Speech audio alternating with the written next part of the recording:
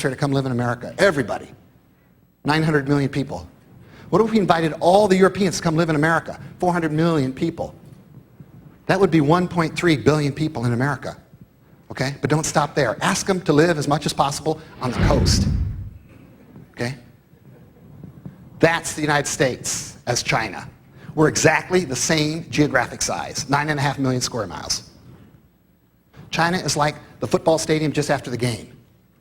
Everybody's a big crowd moving. Except it's like that in China 24/7, 365. China is hard to figure out because it is so spread across history right now. Depending on where you look, you can find the last 125 years of American history. Their foreign policy looks like us about the beginning of the 1900s. Their space program, it is so cute. I raised my glass of Tang in salute.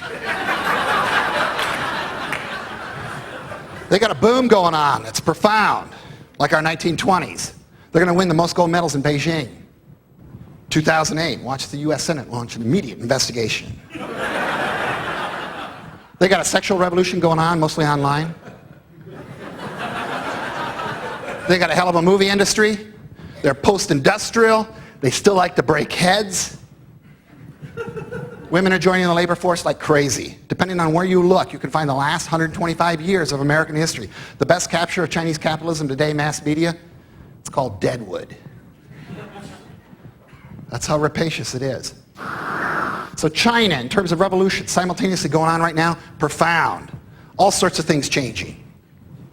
And frankly, the one that nobody talks about much with China is actually the last one here. Demographically. China's going to age more rapidly than any country in human history. China and the United States should hit the Florida mark, 20% of their population over 65, roughly the same year, 2036.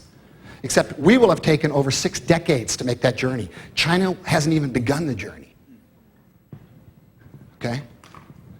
So will they get rich before they get threatening, before they get old? I don't know. Which one do you think is going to be predetermined?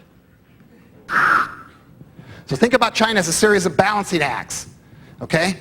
It's the target for foreign direct investment in the world. Huge. It's got $1 trillion of U.S. reserves.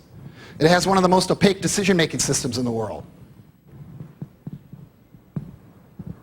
It's becoming a manufacturing superpower, and it's the country most likely to experience great power war with the United States. Never has one country presented so much promise or peril at once since the United States emerged in the early 20th century. So I say, lock in China at today's prices. Why? The price is only going to go up. They're not stupid. Opening price. Take off the table the open-ended defense guarantee on Taiwan. The notion that Taipei gets to declare war between the 2 most important pillars in the global economy is just this side of crazy town. The Brits gave back